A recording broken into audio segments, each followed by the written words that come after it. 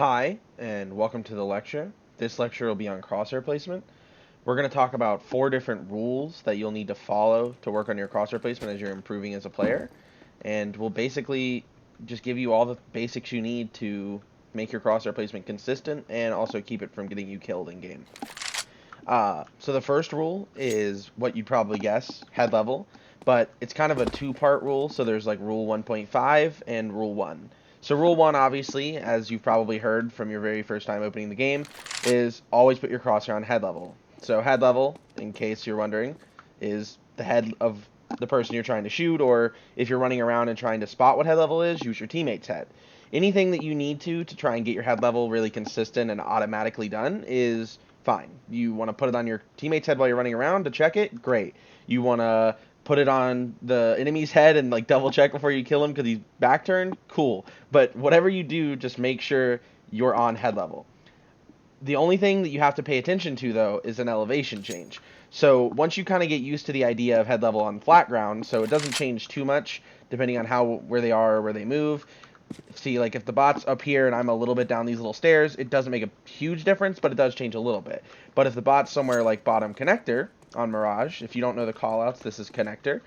If someone's down here and holding this corner, their head level can vary pretty good, you know. So down here at the very bottom of connector, that's head level. But then if you come over here and you back them up a little bit, then this is now head level, which is slightly different than right here. So it's very much based off that elevation change. So what you have to learn about for rule number 1, which is obviously head level, when you have to learn about is that this height change happens all over the map. So like when I come and I fight top connector, I'm trying to fight the guy in top connector, I have to realize that when I turn this corner, I need to be prepared for this type of height. So if I come around the corner doing this, I basically will have to, first off, I'll have to make a huge correction, which is not something you want to be doing, because all that time you spend correcting, which is normally about half a second, will get you killed, because that guy gets the time to just start shooting. More bullets hit you. If he hits you in the head, you're definitely done, and you're basically just hoping that he doesn't kill you at that point. But if you come around the corner and your correction is like, you know, an inch because you just barely didn't have the cross replacement right, that's much quicker than having to come like this and then try and correct up. Because if you can even like see the movement, you know, it's probably going to be too long. Whereas right here, it's barely just a little bit of a movement, and you'll make that automatically and you'll kill him. So rule 1, obviously head level. Rule 1.5, or just what you have to focus on trying to get right, is that with these different angles on the maps, and this is for every map, not just Mirage, obviously, as they change in height and elevation, you have to make sure you're learning the angle itself. So learning the crosshair placement for that angle first starts with learning the head level for that angle, because obviously if you don't have the head level, you're going to have a rough time getting those kills consistently and quickly, which again is what the point of all these rules that we're going to talk about are, is that we want you to be consistent with your crosshair placement. If you're not consistent, the game's going to be much more random, and that's what we're trying to avoid when we teach crosshair placement like this, is that rather than wanting you to always be trying to like hit flicks or hit very like inconsistent fights that kind of feel awkward, we want you to have a much more streamlined like ability to kill things in the game, because if you don't, you're going to have a very hard time getting better, because you need consistency to improve. So rule 1, again, crosshair placement, head level, fix it for the different angles as you come up to them. Obviously connector, palace are good examples of how the angles can change very like drastically, but underpass is another one. Anytime that elevation changes, that's what we're worried about. Especially when you come somewhere like top mid, it can be very tempting to kind of forget that the person's head's going to be actually really close to here rather than what you think. So if you put him right here, what you think a lot of the time is that this head level is like kind of normal. And so you'll leave it right there, but then as soon as he comes up from this ramp part, his head's only going to be right here when you first see him. So it varies differently just from like a 3 feet gap. This guy's head will be here, this guy's head will be down here. So you have to try and play for both of those. That's another part of getting the elevation change right. So if you drop him right here, you'll notice he's kind of close. So if you just kind of hold between the 2 angles, like right here, it's much easier for you to just go down or go up as the person peaks. And that's something you have to learn as well with this first rule, is that playing in between angles. And all of this is stuff that just takes practice, which obviously means playing the game, but also doing things like practice mats, which we'll talk about a little bit at the end. You basically just want to make sure that you're focusing on getting the rule right and not having to flick a ton as the fights go down. That's what we're trying to really train you guys out of, because if you're not able to consistently hold the angle as you peak or consistently be on their head, and you're having to make very large corrections, it gets very hard to get kills, and you're probably going to have a rough time being consistent in your gameplay, because that's what's important, is being able to get kills in a good, like, timely manner. So, obviously, crosshair placement is not the only part of that, but that's one of the biggest ones is crosshair placement. It's one of the 4 fundamentals of Counter-Strike, as I call them. So, Rule 2 is where we get into a little bit more of the theoretical thing, but it's more like, it's still very much physically about your crosshair placement, but it's also more about the positioning of yourself and where you expect the CTs to be, and obviously where the Ts are if you're like a retaking CT, or just in general where you expect the person you're trying to deal with is. So, when you come out of a place like ramp, what happens often is that you'll end up leaving your crosshair on something kind of like this. So you'll kind of swing out, you'll see the guy CT or something, but you'll kind of just like have your crosshair over here. Because what happens with a lot of new players, or players who just haven't gotten the experience yet, is that you're very inclined to play very flick heavy. And very flick heavy means like, okay, you might come out, right? But you're more focused on shooting something rather than focusing on where's my crosshair going before I have to shoot something. And the issues that causes for you as a player is that if you come out here and you kind of just leave your crosshair in the middle of nowhere, so you're just kind of in the middle of your screen, which happens pretty often, you just leave it in the middle because that feels okay, right?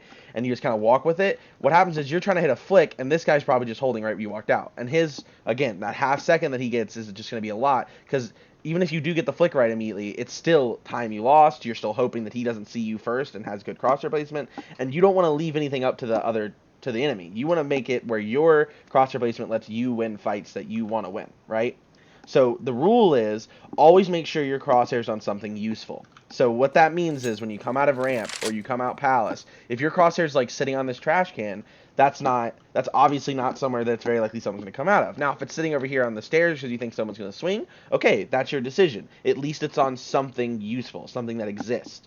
That's what you have to train yourself into doing, though, because for some players, this won't be a big deal, and that's what we'll talk about next. For some other players, as you're starting out, this will be a big deal, because you'll notice that your crosshair does kind of end up just in the middle of nowhere sometimes, and that's what we're looking to kind of give you a rule to follow so you can fix that. Obviously, to fix this, you would play the game in a way that you're trying to like check the rules out. So like when you come out ramp, if you just see that your crosshair is just kind of way too far off triple and not towards either of the actual triple angles, then you just kind of correct it. The next time you come out A, because you can only have so many places to go in Mirage, you're probably going to come back out A that same exact game. Just try and like look towards it, try and fix it. You might not be able to fix it immediately if you don't notice it in time, but the next time you come back, you can try and make sure, okay, this time I'm going to come to an angle, a real angle. I'm not going to leave it on something useless. I'm not going to be staring in the middle of stair wall right here, which is fine if you think someone's sandwiched, but if you're not, you don't have to worry about it. But the key part is just making sure that the crosshair goes towards an actual angle that you think someone might play, okay? That is step 1. By doing this, what you're doing is you're starting out with your crosshair placement, or not your crosshair placement, your game sense. You're starting out making your game sense really, like, this is the most fundamental version of game sense, is where does my crosshair go based off where I think they are, okay? So Rule 2 is kind of where that starts with, if you can really learn Rule 2, like, okay, if I come out here and I put my crosshair on, triple, but I realize, like, okay, this guy's CT, and the other one, I heard, like, a flashbang under Palace, most teams are going to play 2 people towards A, 1 mid, 1 cat, 1 B, right? So that's the default on Mirage. So the default for the CTs tells you a lot about what to expect. Now, it's not always going to be right, but that's the thing about Counter-Strike, is it's very random. And when things are very random in a game, you can't play perfect. And so we have the luxury of playing a video game where we're not going to be perfect. We're going to play what's called the percentages. So you're going to make a decision based off the info you have. So guys CT, you heard him cue a flash under Palace. You're going to assume, okay, stairs isn't going to peek me quite yet because that jungle rotate will have to come out. I'm going to deal with the guy CT, and then I'm going to focus really heavily on this left side site, and I'm just going to not put my crosshair on these things too much because I'm not too worried about default and firebox because I have the info on where the other two were, right? So that's how you would use your crosshair placement and your game sense together to tell you what to worry about, so that you know that these angles are probably not useful anymore, right? It's going to be more like this angle, and this angle, and then if he runs out to triple something, maybe. So that's how you follow Rule 2, and you build up an idea of game sense from, like, when you're improving, to kind of give yourself a good basis for where your crosshair wants to go.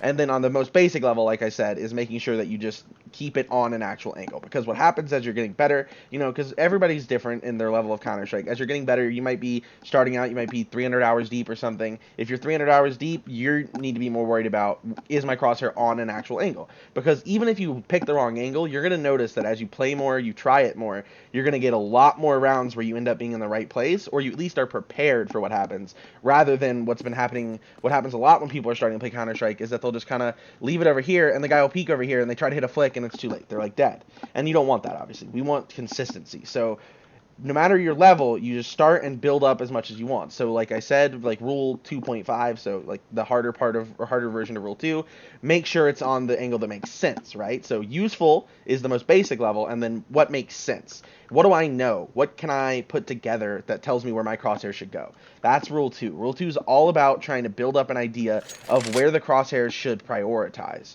So for you as a player, that gives you something to work on while you're in a server, you're in a pug, with a team, anything, kind of just to build a picture in your head of, okay, what do I expect to really matter? So when you come out over here and you go to plant the bomb on default, which I'm sure everyone who's played Mirage has done, but at this point, you go to plant the bomb default, you know that CT is your biggest threat, right?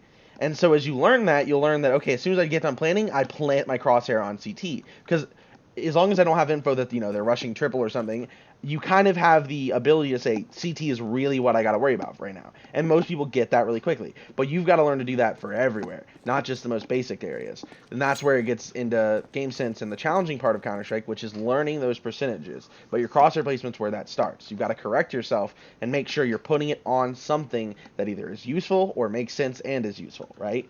So basically, to practice this rule, just while you're playing, just try out new places. Like, let's say you come out ramp one time and you realize, okay, I'm looking at this side of default, but I accidentally peeked too far and this side kills me.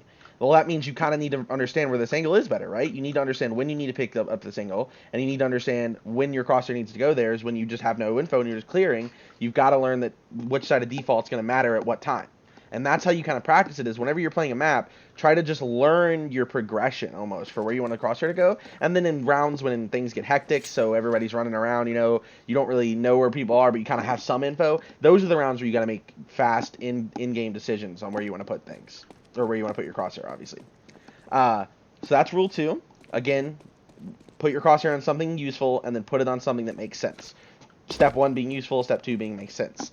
Rule 3 is a little bit more simple. It's kind of just something that I have to teach everyone because it's very important for keeping you alive, but it's also important because it builds good habits that kind of play into something else we talk about with peeking, is that as you come across this corner, okay, you'll notice if I come right through here and I try to like peek through the corner, you'll notice first off, even me playing on not my normal res, but playing on this res, I come out and I'm a little bit too far to the right, right? And so if someone were to be right there, I'd already be off. But also, what I'm doing is I'm completely overlooking this entire area. And that's what we really want to avoid, is that if you are pre-aiming too hard and you're forgetting that the rest of the area exists and you're just thinking of angles, you're going to have a really rough time getting consistent kills, because every time you get caught off guard, you're having to really get a much harder reaction shot than you really want to be doing. Because if this guy's just holding this corner, that's all he's got to hold, If this guy's down here, he's planted down here, you're coming around the corner, and you do this, look at that. Now, you might be able to hit that shot. It's not all, that's not insanely hard at all, but it is time wasted. Now, for me, obviously, I can hit that reaction shot, and I'll immediately hide myself and kill him. Depending on your level, that might not be your immediate reaction. You might just try and get him, and you might jump or something. You might panic, and that's something you just can avoid if you just do Rule 3 right. So Rule 3 is lead with your crosshair. So what that means is you don't want to show your body to an area that your crosshair can't take contact with, which obviously your shoulder will be semi-visible for a like a millisecond or like a quarter of a second, but you can always catch back up pretty quick as long as you're staying with it. But the real part is that what you don't want to have happen is right here. So you're coming around this corner, your crosshair is completely past this guy, your shoulder and chest are completely visible though. So you didn't lead with your crosshair if you did this. But if you lead with your crosshair and you come around the corner and you go like this, no matter where this guy was, your crosshair was going to be there as you came across that corner. And now he is in a little bit of a wide open spot, but that's what happens is, like, I'm sure this has probably happened to several of you before. You came around this corner, boom. You just die. Probably. If he's good, he headshots you and you just get double dinged, or headshot, chest shot. And you don't want that, obviously, because then you're out of the round. But if you come around the corner every time instead like this, either hit him with a double peek. So a double peek would be like, okay, you peeked it and then peeked this, so you just split the angle. Or you hit him with, you know, just a normal peek where you did like this instead of the first one. Instead of doing this, you hit him with this, and then you just come around. You just hit him with that, like just a normal slide out peek. But you've got to make sure that crosshair is still on the left as you do it, because if you have to hit that correction, that is very likely you're going to die. Now, the proper way to do it is to split the angle, because you hit him with this and then this. You don't want to, you deal with this guy, then you're dealing with that guy. That's the proper way to do it. But that's a little bit harder because you have to learn to hit those two counter strafes. But if you just hit him with the normal, like that, there you go. That's it. All you have to do to be different. Rather than going like that, you just hit him with this. You just started over here and you were over there. And as soon as you see his head, you can kill him. Easy peasy. Now, that's not the only angle that matters on. That's all angles. When you're peeking ramp, if you need to like come over here and peek ramp, don't want to just commit too hard. Because if you commit too hard and you don't slice the angle off properly, you're going to have a rough time. Now, if you do that, that's fine, right? But if you do this and you're just kind of like that, well, this whole area was just completely free to kill you, right? So you want to either use the wall to cut your angles out with your crosshair placement, or you want to come across like this and go, okay, clear, and then isolate to the right. So isolating is another part of crosshair placement, and with your movement. You keep yourself off of this corner so this guy can't kill you by moving away from the angles that you first cleared. And that's called isolating. So when you want to isolate yourself is when you want to clear another area, but you don't want to have to deal with any possible peaks from this angle, or at least you want to keep them in front of you, you're isolating them out. Same thing when you come out ramp, so you clear here, here, here, come in here, come in here, come in here, here. You see that I'm moving to my right, constantly eliminating angles from over here. That's another part of leading with your crosshair, is isolating you out as you move to pick up new angles, right? So that's leading with your crosshair. It's pretty basic, right, to try, but it's very important to do, because if you take fights with your shoulders and your chest with places that your crosshair is not ready for, that's a very common way to die, and that's not something you want to do, right? You want to avoid that, like, entirely. So the last part of crosshair placement is the simplest, because it's not really a rule.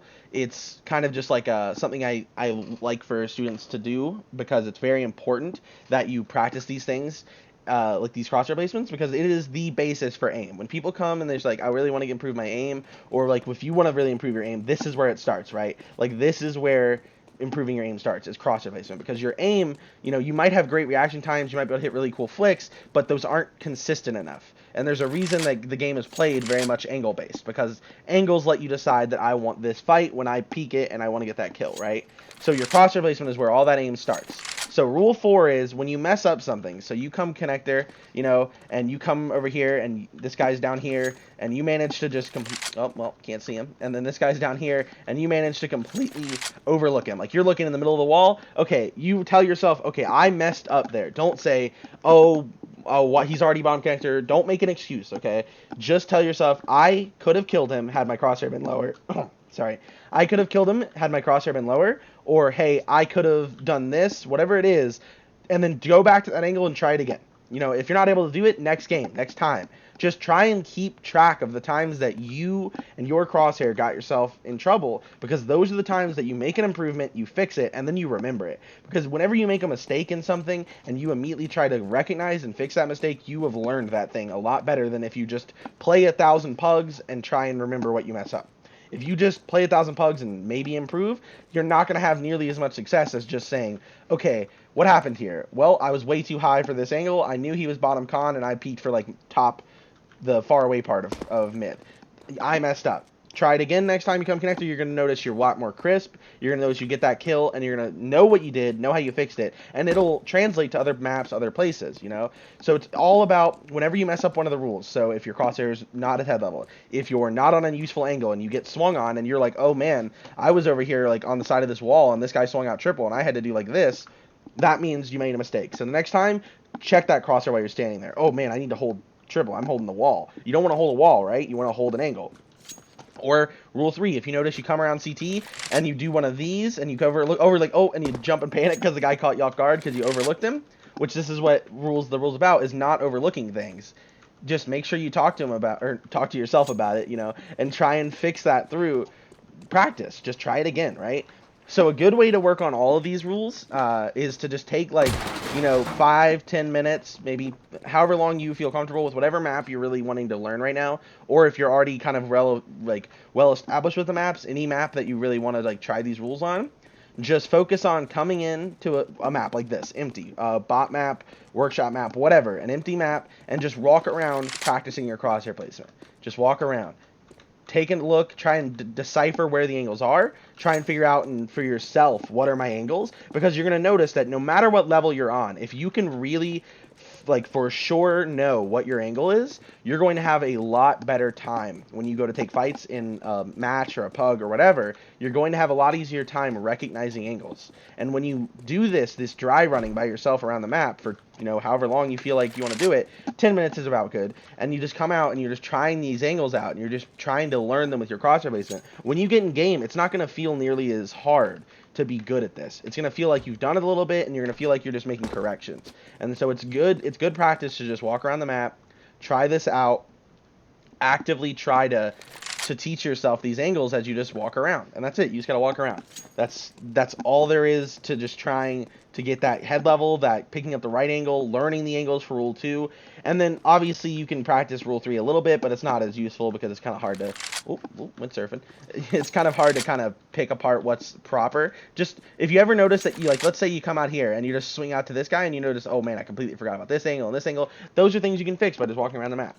Then once you kind of feel like you're gotten good at that, go out and get in like a YPRAC server or on whatever map you like, the YPRAC arena map that you can choose, and then just get in there, pick your favorite part of the map that you really want to get good at. Maybe you want to get good at coming out A-ramp, or maybe you want to do the whole map.